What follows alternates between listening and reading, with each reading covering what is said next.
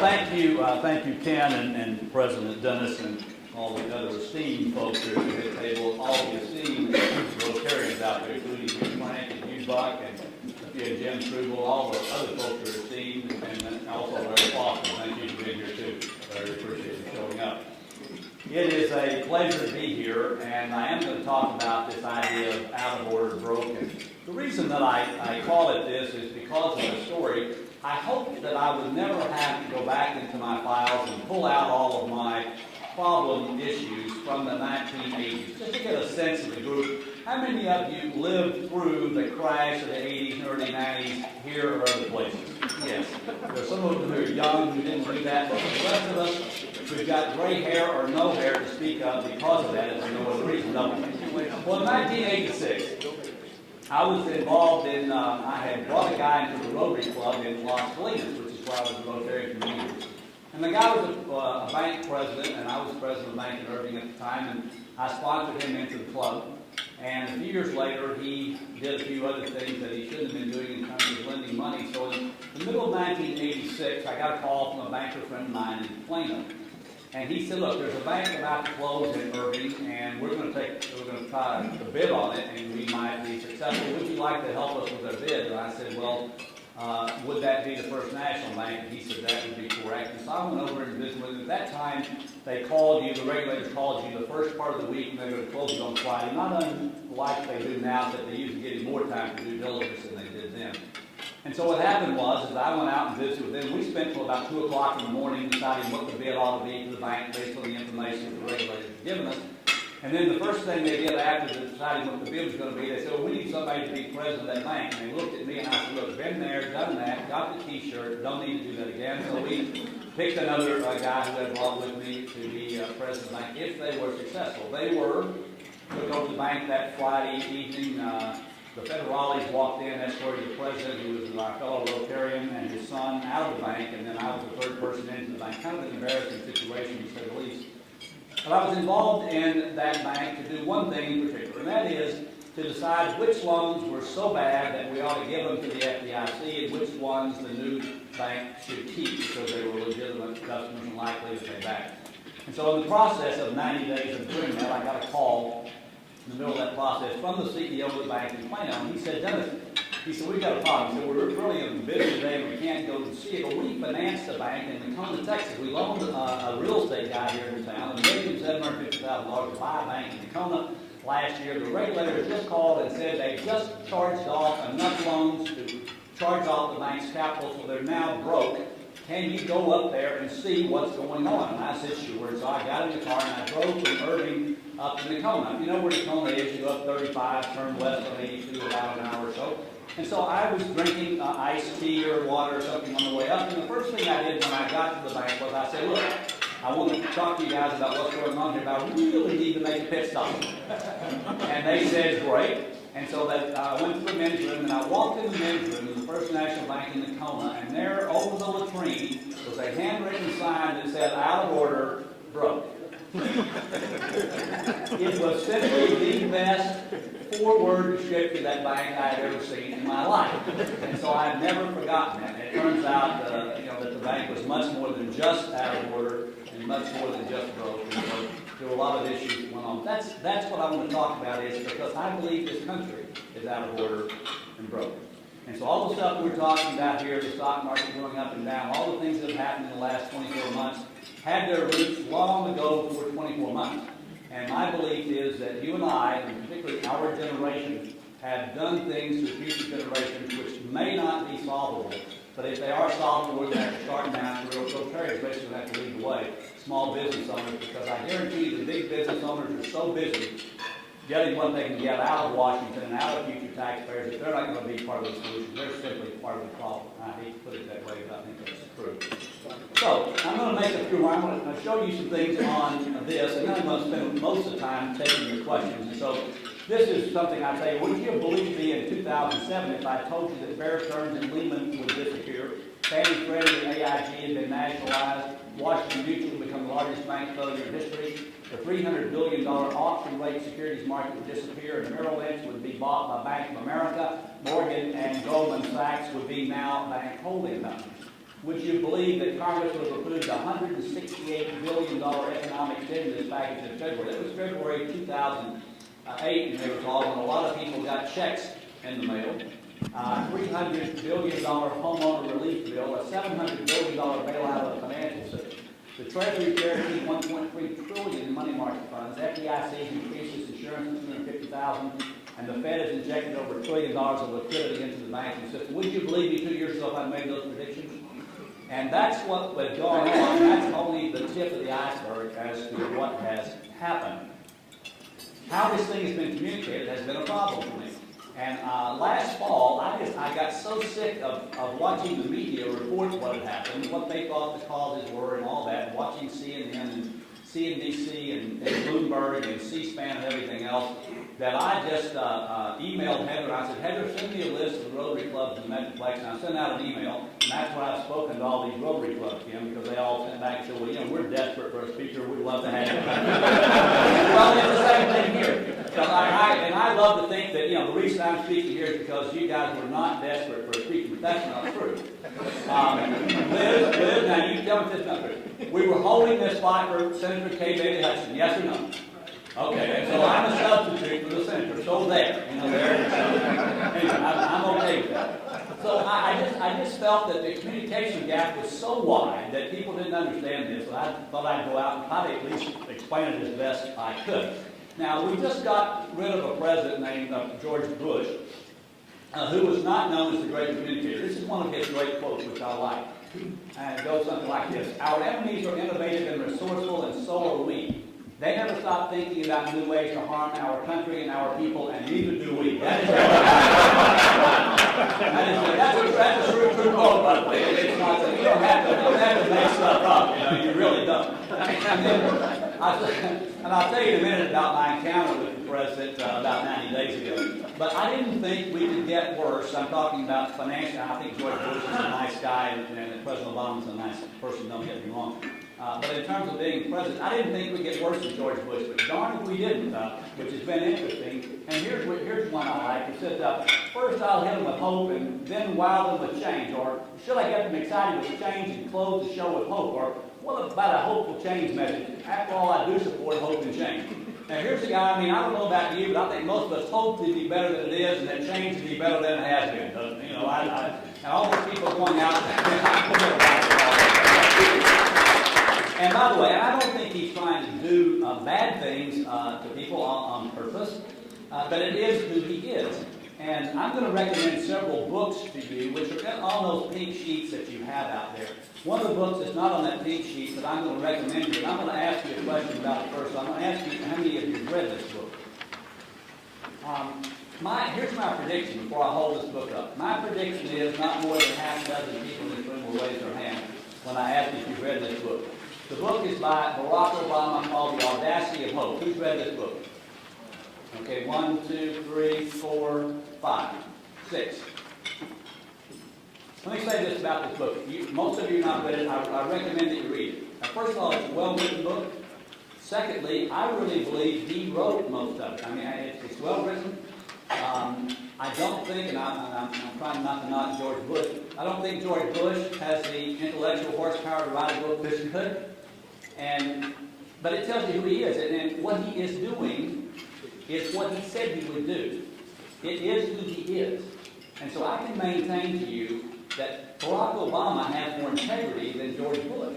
And that is, if you define integrity as doing what you say you're going to do. That's what he said he's going to do. This is what he's doing. George Bush, on the other hand, said he's going to balance the budget and not get involved in nation building. And then what happened to that 8 years of a presidency? So that's an issue in my estimation. Well, of course, now we spend all our time giving money to the government, and one of my favorite quotes is by P.J. O'Rourke, who said, giving money and power to government is like giving whiskey and car keys to teenage boys. And unfortunately, I'm afraid that's exactly what's happening. There's a lot of whiskey, a lot of car keys. But we at least have some people we can blame. And Charles, I'm glad you're sitting up here. This is great. We ought to have a banker. I'm just a recovering banker, okay? We ought to have a banker we can blame. And here's the way we do it. No, the gods didn't ask for the sacrifice of a banker. It just seemed like a really good idea. Really good idea.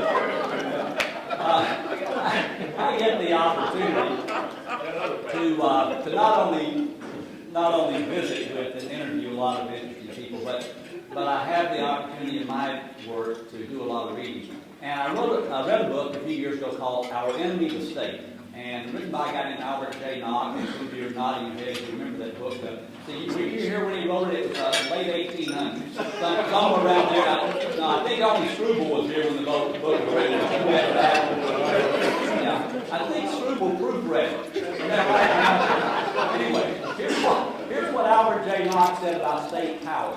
He said, it's a curious anomaly. State power has an unbroken record of inability to do anything efficiently, economically, disinterestedly, or honestly. Yet when the slightest dissatisfaction arises over any exercise of social power, the aid of the agent least qualified to give aid is immediately called for.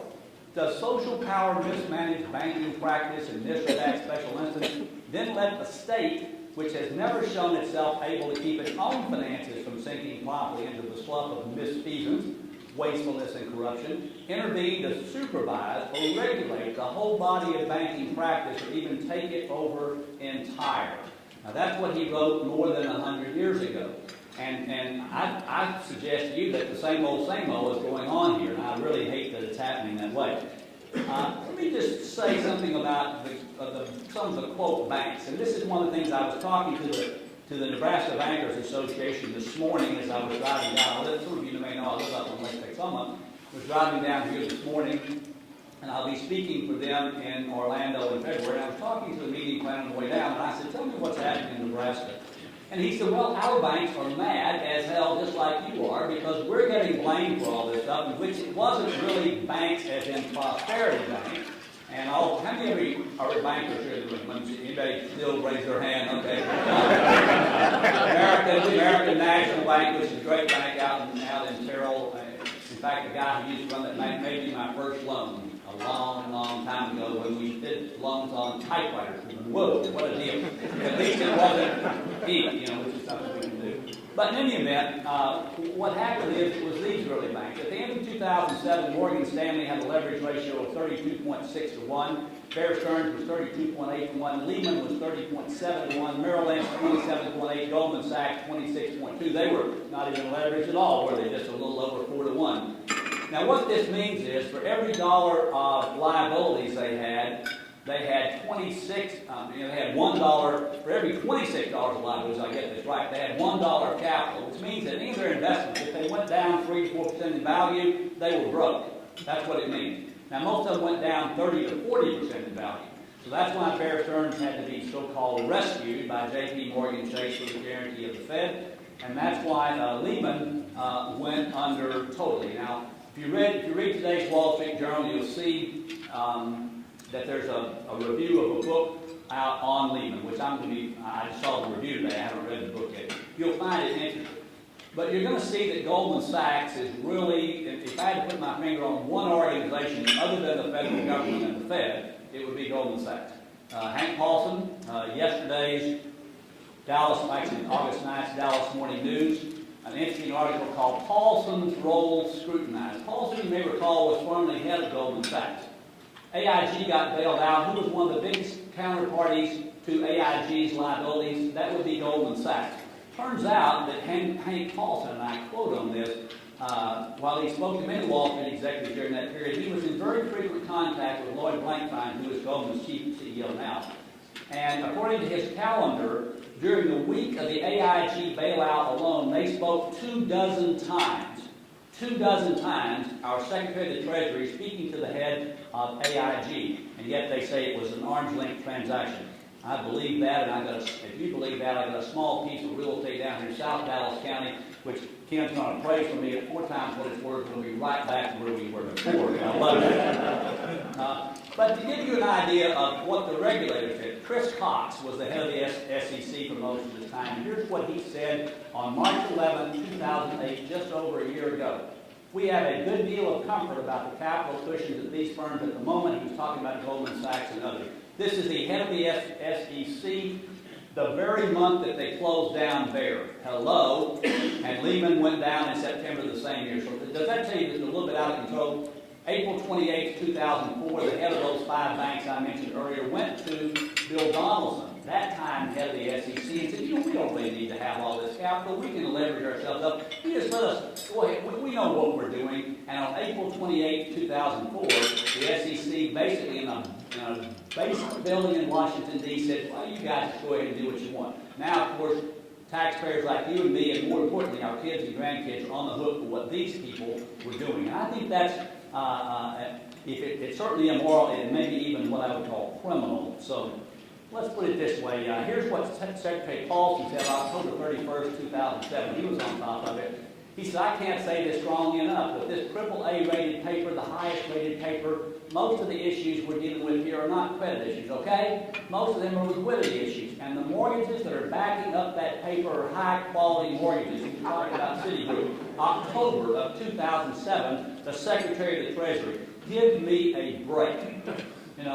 This, as I say, you can either say you're criminal or you're stupid. Which one do you want? The only choice I get is either criminal or stupid. You pick it. I don't care. Here's what Bernanke had to say. Here's the head of the Fed.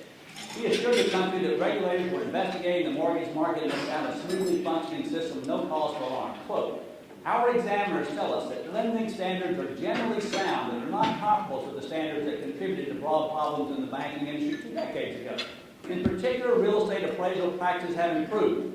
In 2004, 2 Fed economists published a study arguing there was no housing bubble. Now, this is a speech he made March 8, 2006 before the Independent Community Bankers Association. Here again, a guy really on top of it, don't you think? I thought that was wonderful, especially, in fact, here's an FBI, Buck, here's an FBI report from 2007 that said mortgage fraud is pervasive and ongoing. Somebody should have told Ben Bernanke. He was absolutely not clueless. Now, we have another issue going on out there. Another issue has something to do with these wonderful derivatives and collateralized debt obligations and telling tranches of something and getting them rated and all those things that most of you, when we start talking about this, our eyes just sort of glaze over, don't you think? I'm going to recommend several books to you. You got that pink sheet there, and this one happens to be on it. This is a book called A Demon of Our Own Design, Markets, Hedge Funds, and the Perils of Financial Innovation. Now, I got to tell you this about this book. This is a very difficult book to read. For all of you geeks out there, you can do it. For the rest of us, if you're going to read it, here's one thing I say. Do not drink while you're reading it. You won't understand it better. You need to be sober.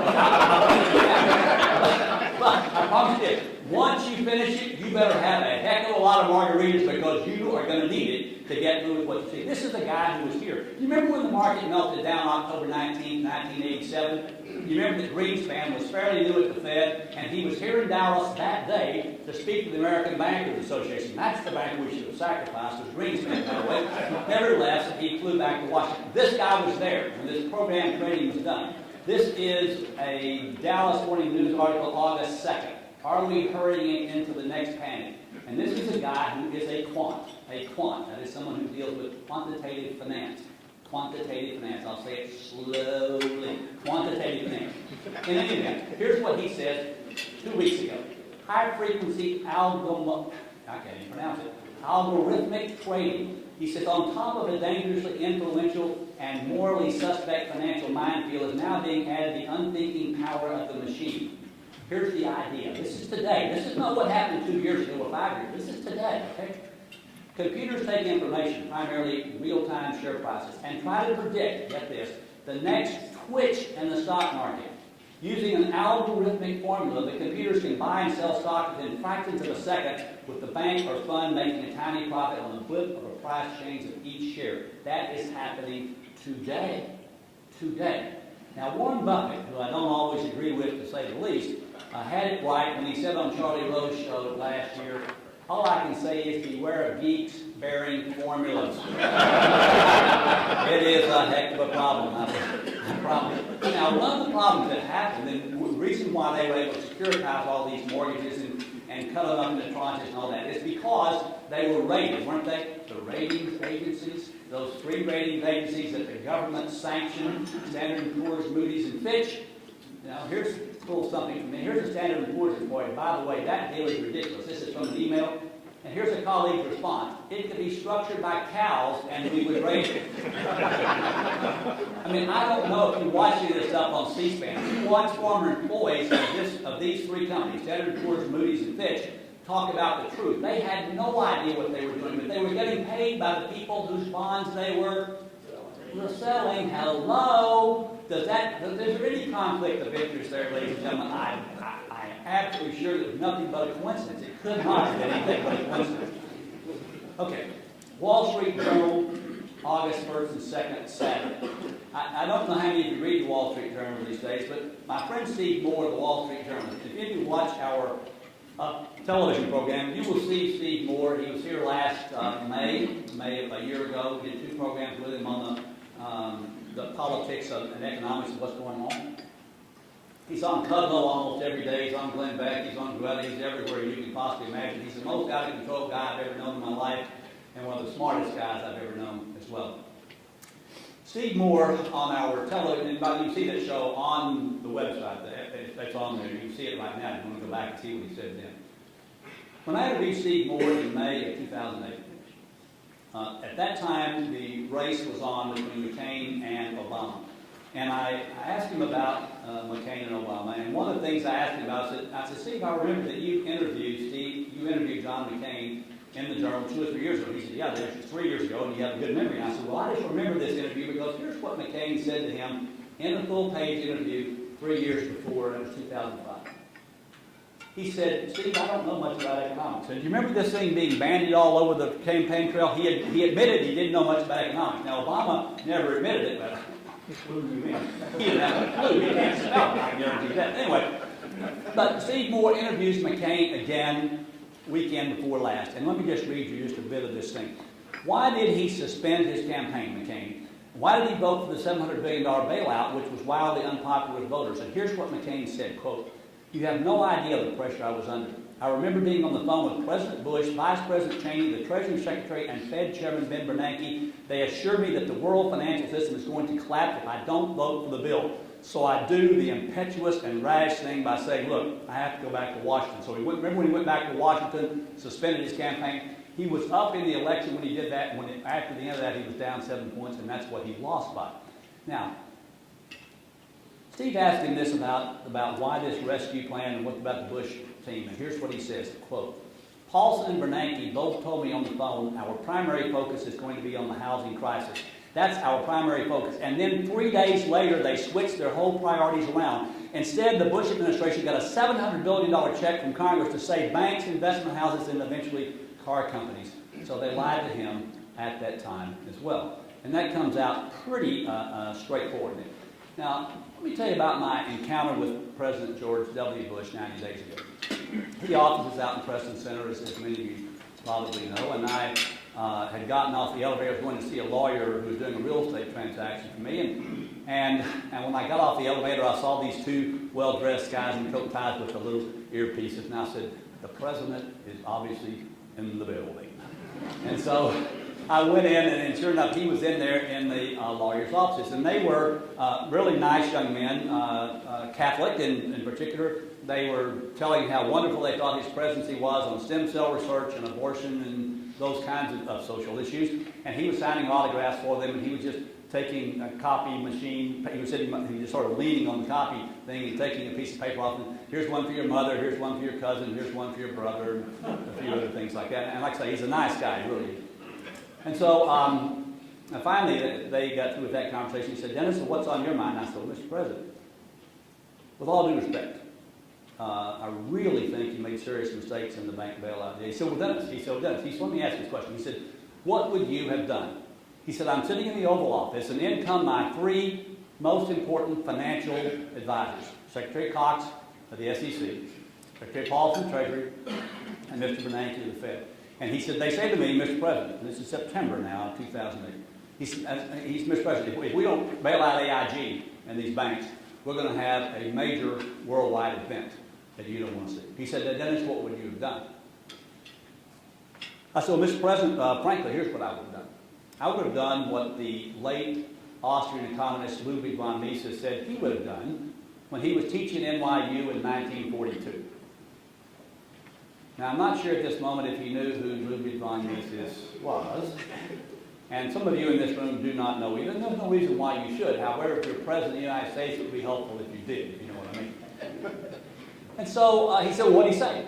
He said, well, he was teaching his students about economics and talking about the Great Depression, which was still, had been going on for some time, and now we're in the war, of course. And a student asked him, he said, Professor Mises, are you telling me that had you been President of the United States when Hoover or Roosevelt were president, and banks were failing, and houses were being foreclosed, that you would have done nothing? And von Mises said this. He said, yes, but I would have started doing nothing much sooner. I want you to think about that for a minute. He said, well, Dennis, I hear that, but, he said, listen, we did try to curtail Fannie and Freddie. I said, I give you credit, because I don't know if you remember this, in the middle 2000s, you know, the Republicans did try to put some controls on Fannie and Freddie, and Barney Frank in particular did make sure that didn't happen. I'll give you some Barney Frank quotes in Major Level. Anyway, and so I said, I give you credit for that. I said, but Fannie and Freddie were two of the biggest problems. Now, let me just say this about Fannie and Freddie. We now have Ginnie Mae and the FHA. One out of every three mortgages in this country today is guaranteed by FHA. You didn't even heard about them yet, have you? What, they were in the paper yesterday or today. FHA is another government agency guaranteeing stupid mortgages with 3% down. 3% down, period. How stupid it is. 7% of all their mortgages are past due already. And the stuff, I was up in, I don't know, where was I? Washington State a couple of months ago, speaking to Washington bankers. And FHA was exhibiting up there. This is their Federal Housing Administration promo sheet. And I'll quote you a couple of things. FHA offers low down payment options, less than perfect credit, reasonable cost, and help if there's ever trouble making a mortgage payment. The borrower's entire cash investment, as little as 3%, can be gifted by family members, employers, charitable operations, and local government entities. We have ARM options, by the way, and FHA allows the use of non-traditional credit history to qualify borrowers. This reeks of exactly what got us into trouble, and this was 2 months ago in the state of Washington. This is not history I'm talking about. This is what's going on today in this country. I wish I would say it was something different. Now, what did Henry Paulson say to those 9 CEOs when he called them in on the 13th of October, 2008? Have any of you seen this? Here's his talking points. He had a one-page talking point. Here's what it says. I'd like to thank all of you for coming down to Washington on such short notice. Ben, that's Ben Bernanke, Sheila Bair, the FDIC, John, Tim, and I have asked you here this afternoon because we're of the view that the United States needs to take strong and decisive action to arrest the stress in our financial system. Taken together, your 9 firms represent a significant part of our financial system. Therefore, in our view, you must be central to any solution. Over the recent days, we've worked hard to come up with a 3-part plan to address the turmoil. First, the Fed has taken a number of actions to improve liquidity and market conditions generally. Tomorrow, they'll be announcing the specific terms for the new commercial paper facility. I'll ask Ben and Tim to elaborate. Second, that's Tim Geithner, by the way, head of the New York Fed, now head of the Treasury. He was there, too. Second, the FDIC, the Fed, and the Treasury have triggered or will trigger the systemic risk exception to guarantee new issues of senior liabilities of banks and bank holding companies for a period up to 3 years. Sheila, the FDIC, will explain that. Third, and through our new TARP authority, they got the TARP authority October 3rd. This was 10 days later. Treasury will purchase up to $250 billion of preferred stock of banks and thrifts. To encourage wide participation, the program is designed to provide an attractive source of capital on identical terms to all qualifying financial institutions. We plan to announce the program tomorrow and that your 9 firms will be the initial participants. We will state clearly that you are healthy institutions participating in order to support the U.S. economy. This is a combined program, bank liability guarantee and capital purchase. Your firms need to agree to both. We don't believe it is tenable to opt out because doing so would leave you vulnerable and exposed. If a capital infusion is not appealing, you should be aware that your regulator will require it in any circumstance. And I tell you this, I just wish I'd been one of those 9 CEOs. Because a chair or Mr. Paulson would have gone out that window somewhere over New York City. But those 9 CEOs buckle under pressure. We'll be available to meet with you individually in breakout sessions before we reconvene here at 6:30.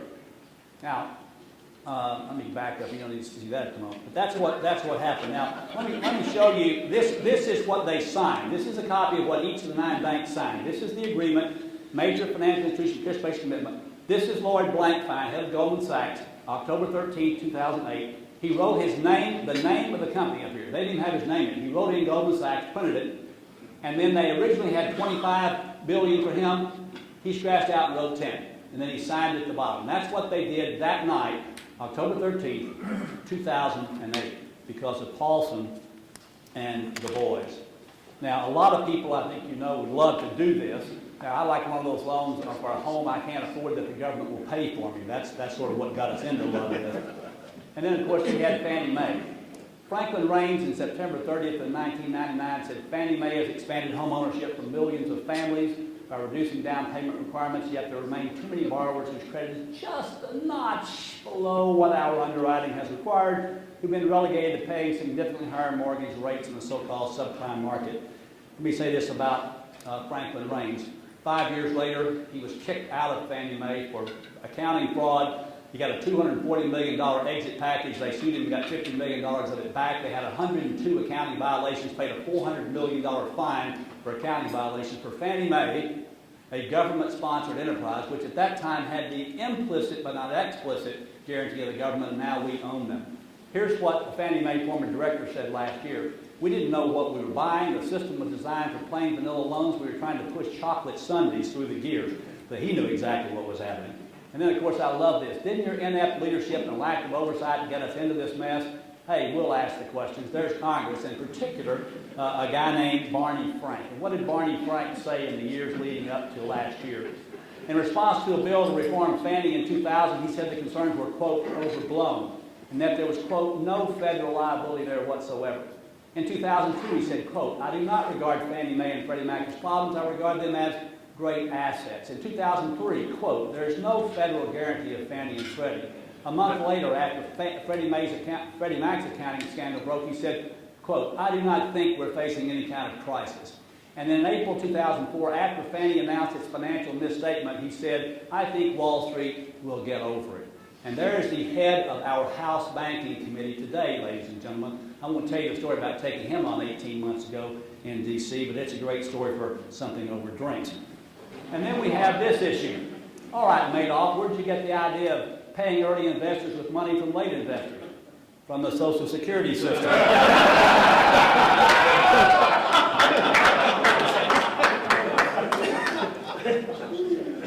See, here's the problem. The problem is not the Goldmans and all of that stuff. The problem is federal government debt and unfunded liabilities of Social Security, Medicare, Medicaid. Those of you in the financial business know what I'm talking about. We're talking about over a $50 trillion problem, plus coming on a $12 trillion direct federal debt and a $50 trillion unfunded liability. That's what we're talking about. That's how big it is. The president's promising better days. Well, it's the years that worry me. Okay, and it's the years that worry me as well. Now, a couple more things. I'm going to take your question. We've had one issue big time on the table, without a doubt, in the last few days. Something called health care. Perhaps you've heard of it. And people out there, I mean, it's un-American to complain to your congressman, I think, isn't it? Unless you complain about George Bush, in which case it's American. You have swastikas on your thing if they did in the George Bush era, but now it's just un-American to complain. And are the Republicans behind a lot of this? I would assume they are, but Republicans being as inept as they are, they couldn't be behind all of it because, frankly, they're not that well organized in my estimation. So, nevertheless, a lot of people are complaining about the health care bill. Now, just to get a sense of it, how many of you would like to pass one bill that I think would help us a lot? And that bill is this. Resolved that every congressman and every House member and Senate member must read every piece of legislation and understand every paragraph of their vote. Now, let me tell you what John Conyers just said, the Democrat from Michigan. And this was August 2nd. What good is reading the bill if it's 1,000 pages and you don't have 2 days and 2 lawyers to find out what it means after you read the bill? So then don't vote on it. Now, he'll vote on it because, he's going to vote on it. Now, here's the issue. I mean, it's not just Democrats who don't read the bill, is it? is Republicans don't read the bill either. And they've got all these aides up there supposedly reading it. But if you've seen anything in this bill, and I'm not saying it says some of the stuff that some people said, but I haven't read the bill myself, I can tell you this. I have seen some excerpts which are pretty frightening. But the whole point of it is, the American people are not so stupid that they think the government can... You can't even get money for cash for clunkers to the car dealers for $1 billion, and you're going to turn 1/6 of the economy totally over to these turkeys? I don't think so. I don't think so. Most people are not that stupid. However, there are a few who are. You can't really see this. This is deeper in depth. This is what you... this is a... Let's see, this thing have a pointer? I think it does here. Yeah, this is 2009, the projected deficit, 1.8 trillion. These are the projected deficits for the next 10 years, and this is $1 trillion a year, so you can sort of look at that. Here's what we're looking at in terms of debt. That debt figure cannot be paid back. We're now, at, as I say, closing in on 12 trillion direct debt. When Ronald Reagan was elected, it was less than 1 trillion. We've gone from less than 1 trillion to 12 trillion.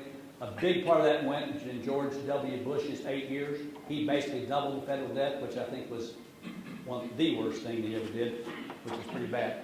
So we're in this situation. I guess they don't teach this at Harvard. Federal budget for dummies. This is one of the signs in one of those protests. We're going to have 1.8 trillion at least in a federal debt deficit, I should say, this year, which will add to the federal debt. If you try to pay back the federal debt, it's going to be at 20 trillion in 10 years. If you try to pay it back at 100 billion a year, which they haven't run a surplus but 3 times in the last 40 years under Bill Clinton at that point. And so consequently, if you paid it back $100 billion a year, it's a 200-year payback at $100 billion a year. And we can't even balance the budget, much less $100 billion ahead of time. It's not sustainable. The question is, when do we default on that debt? Or do we try to inflate our way out of it? Those are the only 2 choices that we have that I'm aware of. So having said that nice little comment, I'm going to take your questions for the next 10 minutes. So who has the first one? Yes, if you don't, and let me do this if you don't mind, because we actually are taping this, and so let me do this. Let me take this down here with me, and I'll come down and get your questions so everybody can hear it. I don't have to repeat it. How's that? Michael. Okay, Michael. All right, Michael, you go for it. I guess my question is. I read a book by a contemporary of Mises, by Murray Rothbard, and he said one of the sources of this kind of financial problems is our fiat currency. And I guess my question to you is, should we abolish the Fed? And he wrote a book on it. And then my second question is, should we reinstate Glass-Steagall? Okay. Those are 2 good questions. The book you're talking about is called The Case Against the Fed by Murray Rothbard. The short answer to should we abolish the Fed is absolutely yes. That's the short answer. Now the long answer is, the problem with the Fed is that if we don't have the Fed, what do we have? And that is we have Congress doing whatever the heck they doggone well please. And I'm not sure it's any better. But we need to get away from the fiat currency, meaning paper. And that is the problem. That is why we've had this boom and bust over the last 100 years that the Fed's been in place. They have caused this problem, and right at the base of the whole thing, keeping interest rates down so far in 2003 and 2004, and that was one of the biggest causes. I call it the 4 Fs. There are 21 causes. We had time to talk about the 21, but the 4 Fs: Fannie, Freddie, the Fed, and Barney Frank. Those are the 4. And so the last part of that question before I get to Larry was should we reinstate Glass-Steagall? Should we reinstate Glass-Steagall? For those of you who don't know Glass-Steagall was a law passed in 1933 that basically separated commercial banking from investment banking, and that's what now we've sort of gone back the other way. Bill Graham, the Graham-Leach-Bliley Act of 1999 that sort of got rid of most of Glass-Steagall but didn't get rid of regulations. My opinion is, okay, this is an opinion as opposed to a fact now. My opinion is that it was not the changing of Glass-Steagall that caused these problems. They were already hardwired into this thing. And so I don't think that's the problem. The problem, though, that originated along with Glass-Steagall was deposit insurance. And that is a problem. Because any time, and I'm talking to this guy from Nebraska today, and he says, why should our banks up here in Nebraska, $50 million banks, have to pay so much more in deposit insurance now to bail out the people who made the mistakes in D.C.? And that's right, and in New York. And so every deposit insurance scheme in the history of the world has gone broke. Every one of them. And the FDIC is no different. They're totally broke. Now they say they have a few bucks laying over here, but as they close banks, they've closed 68 banks so far this year. 68 so far this year. That's more than we've closed in the last 15 years put together. Okay, we're going to close a whole bunch more, unfortunately. We're going to close one in Texas, but there's one big one we know is out there. I can't tell you which Friday that's going to happen. We'll see. They're trying to bail it out right now. Okay, Larry, you're up. Don't you think it's time you run for Congress? Yeah, if I ever do that, please put me in a mental institution. I absolutely will not have a set of them. How about the uptick rules? The uptick rule, I think, is a good thing, and after those of you that follow the stock market a little bit, you can't sell something short, you can't put them in short until the stock goes back up, and I think that was part of the problem, and all that melting. It rained about every day, it was just so wonderful. And we drove down to Santa Fe to have lunch with my friend Scott Burns, who many of you know, who writes for the Dallas Community. And while we were down there, after we had lunch with Scott, we were walking around the square in Santa Fe, and there was this nice little gift shop, as there are many of them, and it's sort of a little liberal gift shop, which I always love to go into. They have great stuff. And so I picked up 3 bumper stickers, which I'm going to close with. One of them says this: "We don't have a democracy, we have an auction." Remember H.L. Mencken's great quote? "An election is just an advance auction on the sale of stolen goods." This is what we have. Now, if you ask yourself why people give so much money to McCain or Obama, is it because they just think they're wonderful people and they're smart and all that? No. They intend to get paid back. The unions are a big part of what's getting paid back now. Other people are getting paid back under George Bush. That's the way it works. So the other one I like, invest in America, buy a congressman. Now, I don't know about you. I think that goes an awful long way to getting us where we need. But my favorite one, and you got to understand now, this is last year, and by the way, we left on August 15th, came back on September the 20th. That is when the world came to an end. So we were gone that whole time. So that's why I say, hey, you want to blame it on somebody? Blame it on me. I wasn't here to protect us all. So there we are. Last thing I'll say. We've been now, and Dennis and I were talking about up here before the presentation, and he said, it's funny that Obama's ratings have gone down so fast. As we typically do, we build people up to here, whether it's Obama or George Bush, then we what? We start beating them down. That's the way things sort of work. But we typically have this honeymoon period, which we've had the last 6 months in any administration, in which we have this word called bipartisanship. Have you seen this? How many times have you seen this? And here's the liberal on the Wall Street Journal page, Thomas Frank, writing about this in February of this year. He said it's supposed to be high-minded stuff, this longing for a bipartisan golden age, but in some ways, it's the most cynical stance possible. It takes no idea seriously, since everything is up for compromise. The role of political parties is merely to cancel each other out so that only the glorious centers remain, triangulating majestically between obnoxious extremes. Well, the quote the bumper sticker I got, which is my favorite, is this one. And I'll close with this comment. It says bipartisanship. I'll hug your elephant if you'll kiss my ass.